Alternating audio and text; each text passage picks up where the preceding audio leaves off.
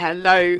This week I'm talking about money, and some weird things have happened this morning around this, but I want to talk about money. I want to talk about claiming back power. I want to talk about money as a vibration, and I want to talk about it as a control and how it's used to control you, and what happens or can potentially happen after the relationship, and why I believe it's so important to divorce emotionally. And I'll also give you some questions to ask yourself around money. Welcome to the Mindfuckery podcast, which is FeedSpot's fifth must-listen-to podcast on emotional abuse. I'm your host, Elizabeth, and in here we explore areas others are feared to tread. Through my own personal journey, I know how much this hurts and how confusing life becomes. So many questions, no closure, and no real answers. I've been a woundologist for over 20 years. I'm the unintentional author of Finding Lily, the A to Z of emotional abuse and divorce matters. I help you clear past life wounds, ancestral trauma, and this life wounding. And as the founder of the Inner Healing Sanctuary, I've created Wound Talking, the original wound, and Quantum Glow. I'm on a mission to help educate as many people as I can on the effects of trauma on our lives and our children's lives, and healing the wounds of our mothers and our fathers. It stops here, it stops now, it stops with us. So welcome along for the journey of a lifetime. As always, you're very, very welcome. When I went to bed last night, I thought, I need to talk about money. I need to. And I've recorded actually a voice note for myself, which I've scribbled down. I wanted to talk about money, and I'm going to read out from my book, The Divorce Matters, a section on money, and to me, how important it is, how it's connected to self-esteem. I want to talk about claiming back power around money, and money as a vibration, because it is a vibration. What else have I written down? I messaged myself saying, because I've had this a few times, that people believe my belief is that you should walk away, and it isn't. And I want to talk about that. My belief is around putting so much energy in fighting and the wounds that sometimes get involved in a separation, and you're fighting over something that costs you a lot of energy, a lot of money, and you walk away hating that thing because it reminds you of the pain that you went through. And I want to talk about control after the relationship, particularly if you have children, and about being self-sufficient and creating a life that you're born to live. And in the intro, I always say, and actually I've been saying it for a very long time, this is a journey of a lifetime, because it is. And to me, these are wounds that we have been given, or we've collected either over a lifetime, or we've collected through that relationship. They might be messages that have been passed, wounds that have been passed through our relations, as in our grandparents or great grandparents. Like, people like us don't do things like that, depending on how old you are. My grandparents went through the war. My parents experienced that as well. So there's potentially a scarcity wound there. So this is all connected around money, but the vibration it gives us. So I'm going to do these in the sections that I wrote them down from the memo that I left myself last night. I just touch on what happened this morning. So I had a phone call from someone who needs to pay an invoice, and I went and checked how much was owed, because part of it had already been paid. And as I was on my banking app, I noticed a payment had been taken out that I didn't authorise, and I'd already been contacted by my bank last week, and they said, is there fraudulent activity? Because I had authorised a really tiny amount. I was trying to do some research, and to get something I had to pay, I can't remember what it was in euros, but it worked out at 42p, which is probably about 35 cents in US currency. So I also noticed that there's one for 47 point something euros, which is it was nearly £40. In dollars, it's probably about $35 US dollars. And so I made contact with my bank, and I said to them, blah, blah, blah, this has happened, and I authorised this. And they said, well, it looks like you've agreed to do something, and they've taken this money the next day, which I hadn't, or not that I'd agreed to. So it just made me giggle in a way that I would have been completely unaware of that. Had I not had that phone call earlier, it could have been a week or so before I've picked that up. It might have been even longer. It just made me giggle this morning thinking, I'm talking about money, and then this has happened to me. I've been talking for a long time about coercive control and financial coercive control and sexual coercive control. So when I wrote the book, Divorce Matters, I wrote it from experience. It was something I wish I'd had. I've had a divorce consultant looked at it and said to me, gosh, that is amazing. It's like you can journal your way through the whole thing and clear everything. I've divided it into two sections. The first 2/3 are the practical side, and the last third is the emotional side and putting things in place to protect yourself. In the first 2/3, there are 5 sections. They are about children, spousal support, assets, cost of divorce, which I will touch on today, emotional issues. Also put in there a bullet journal with each section, so you've got somewhere to write information. There's an index towards the front of the book, so you can go and reference it back, because I found I've written it down somewhere. What book have I put it in? I've got this bit of paper and I've written a telephone number. You can reference that back in a bullet journal. I've done a financial overview. I've put a checklist in there. And then, as I said, the second part of that is about breaking the trauma bond. It's about using techniques like grounding, telling your story, breathing, honest conversations. And in there, I wrote money, money, money, money. I'm going to read that section out. This is so important, whether you're going through divorce, whether you're separating, whether you have separated. Money has a vibration and it affects us and it has control over us, particularly the financial coercive control. And that's where financial abuse stems from. If you've experienced financial coercive control, that is a form. You were in an abusive relationship. So I'm just going to read this section. So one of the quickest ways for an abuser to control you is financially. It stops you from walking away and abandoning them. And they also have this weird obsession with money, in my experience. You might have come out of this relationship broke as well as broken. They couldn't contribute to or pay bills or the mortgage or the rent because they had a huge bill to pay, or they claimed that they needed their money for something else. And yet they are so generous towards other people. They find relationships boring and they play the game of dutiful husband or wife, but it holds nothing for them apart from being a mask to hide behind. What I would like you to do is think about the times that they were generous, then recall the times that they didn't have money to pay, forcing you to use your money. You may walk away with nothing or huge debts, while they, on the other hand, move on to a new life, debt-free and in a far better position financially. Going into the divorce process, you need to sit down and start looking at what you want. By divorcing emotionally, you can start thinking about what you actually want your life to look like. But it might be that you have 2 professionals assisting you, one for the divorce process and one for you. The abuser has already decided your worth. They want to win at any cost, and they really do not care by how much, or how little actually I've written, as long as they win. And part of this win is to make you pay in some way. It might not be monetary, but it might be with your mind or your soul. You're not a person to them, you're an object. And this is why they're able to walk away from you without a backward glance and move on, leaving you to clear up their mess. As an object, you hold no value to them, but they understand that the divorce process does hold value. Relationships with the emotional abuser are projects. They studied you from the very beginning, so they know exactly what they need to do and say to hurt you. And I think that's crucial as in a standing that you are an object.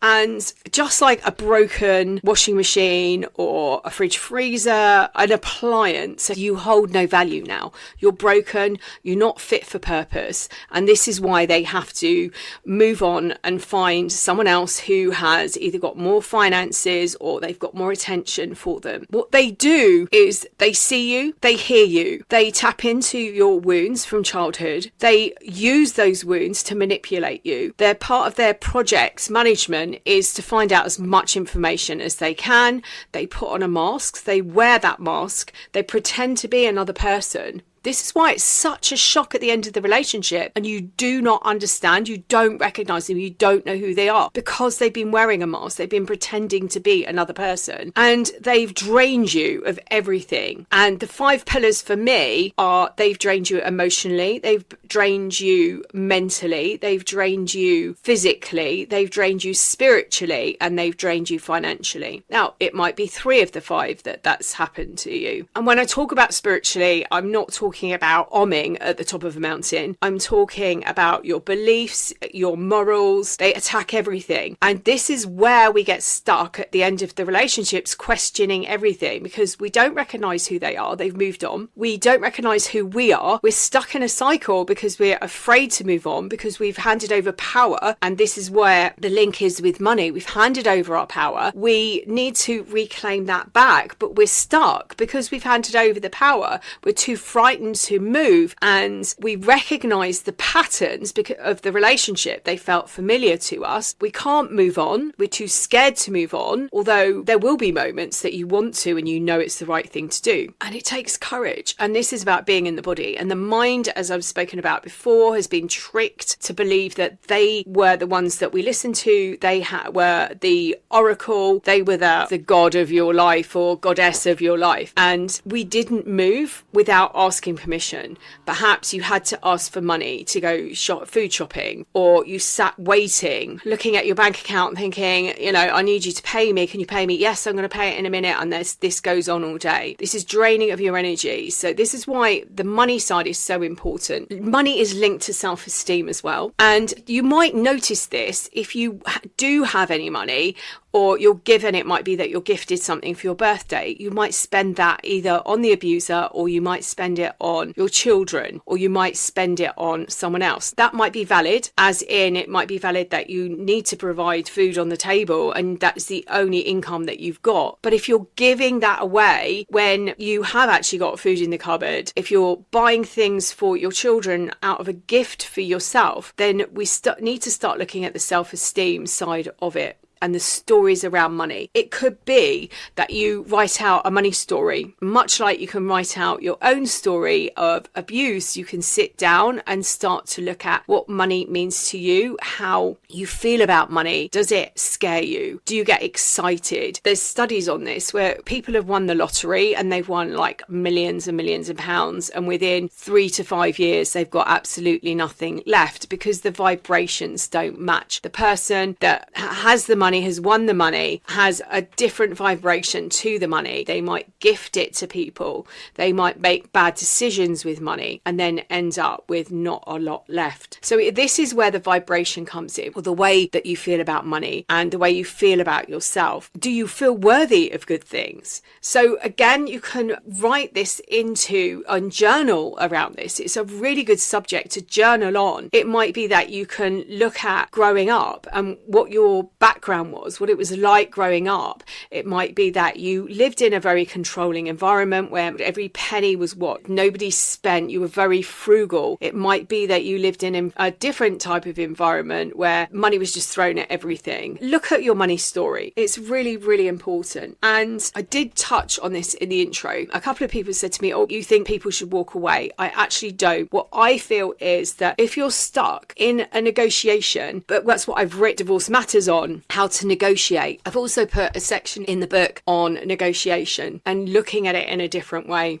You know more than you think you know, and you know what's really important to your ex, and it might be not apparent until you sit down and start to look at it. I use in the book the example of, you're trying to negotiate to get the divorce agreed or the separation order agreed or the financials agreed, and you get stuck. They have to win. And I give the example of, say you've got 2 cars, one's not as new as the other one, and you know that they would like that shiny, sparkly new car over the older car. And it could be that you say, okay, if we can get this done and we can get this agreed by Thursday or by the end of the day today, you have that car and I will have the older one. And it might be things like that. it's really worth sitting down. As I said, there's a section in that book. It shows you how to do it. It's what you have got and what you want, what there's to negotiate with and what you know that they want. And you can start to move things around and say, okay, I can give you this shiny car, or, the huge entertainment centre that I know that you like, shiny, sparkly thing. I'll swap this out for this. When you're negotiating, if they know that you want something, this is why it's so important not to share this with anybody, even your legal team. It's better to sit on what you want in case someone lets slip that you're after something, because you know that they will go after that. If it's something you want, they will be after that. If they see that something's important to you, they will go after it. They might not have had anything to do with children in the past. They might have left everything to you, but all of a sudden they become the hero parent. They become the super parent. They're at every parents' evening, and you know that isn't the truth behind who they really are. This is another mask. And so if they know something's really important to you, they will attack that and they will go for it. So for me, it's about not telling anybody what's really important to you and keeping that close to your chest, and the energy around fighting for something. This is where people get confused and say, oh, you say walk away. I don't say walk away. What I'm saying is, what's the energy around it? If something's really important to you and they're attacked and they want that and they're going to fight tooth and nail just to make sure that you don't get it, are you going to spend thousands of pounds fighting for that, only to sit there once the divorce is over, once you've separated, and put this picture on the wall or the tea set out on display and hate it for the amount of money it cost you and the reminder of what they put you through? And that is me saying, take a step back and look at the vibration. Take a step back and look at the energy that's going into this. Also, this is about taking a step back and asking who is running the divorce, because this is something that I experienced. I found it was a 3-year-old that was running my divorce because of everything that went on, and I had lots of wounds, particularly a wound of injustice, and that was around all the money that I'd invested in that relationship, but not just financially. There was an investment of time, there was boundaries that I'd let go of. I was broken emotionally and mentally and physically. And I also had lost a great big chunk of time that I, like you, can't get back. And I felt deceived, and there was so many different emotions going on. And that child that was left, and the wound of abandonment and the wound of shame, and there was a wound of betrayal, but it was particularly abandonment and shame. They were running my divorce. They were running my life at the time. So this is why it's so important to understand what's actually going on within you physically. One of my big messages is about claiming back your power and your sovereignty and who you are as a person. And it might be that you don't know who that is at the moment. You never have known who that is. And that's okay, because there are a lot of people in that position. A lot of work that I do when I work one-to-one is I do a lot of self-parenting within my sessions, which is being the parent or the person that you needed around you, what you needed to hear at the time, and there was nobody there. Now, it could be the fact that you couldn't tell anybody what's happening. It might be that you had nobody around you to support you. During a session, you step in as that person that you needed in your life. And it's such a powerful process. It helps you heal and it helps you define yourself. Because I've been in situations where I've been trapped, particularly around finances. Whether it's a fear, I don't know, but I look at it in a way that I want to be self-sufficient. I want to be able to support myself. Every relationship that I had has been a mismatch of finances energetically, and I've ended up financially supporting them. How does your life change if they can't pay? If they agreed to support you and your children with a certain amount of money and all of a sudden they lost their job, or all of a sudden they just decided they weren't going to pay and you need to go through the court process to chase them for this money, how does that affect you? So I'd ask you to step back and look at that as well. While you're going through this process, consider what would happen if just decide not to pay you for a month or two, or even longer, just permanently. Start to look at what you would put in place, things that you can do. Look at what you're good at, what you love doing. Can you generate an income where you are self-sufficient and not reliant on other people? I'm not saying in any way that people shouldn't be contributing to the upkeep of their own children. My concern is if somebody withdrew the finances, then what would you do? How would you survive? And I would also urge you to look at the energy around that. I've had to do a lot of healing around this. I have been in situations where money has been stopped and I have then had to work out how I'm going to pay my rent. One of the things I did was somebody had said to me when my children were younger, oh, you're really good at organising children's parties. And I actually set up and ran a children's party business for quite a few years, and it helped me financially and it put me in such a different position. So it's just looking forward. In the eventuality, if this happened, would you be able to cover all of your bills and the food and everything? The world that we live in at the moment, where everything is increasing on a daily basis and a lot of people do not have additional income or anything extra, they literally all they can do is cover the bills. Is there anything that you can do? What are your talents that you could share with the world and that you could use to generate an income to support yourself and your family? To me, money is an energy, has an energy. Think about the times that you might have experienced. I know that personally for me, where I have had no money to pay for food, or I was living with children on a minuscule amount of money, watching my ex, watching their father go out and do all these different things, and we lived on seriously zero. And there was just something in me that I was able to turn that around.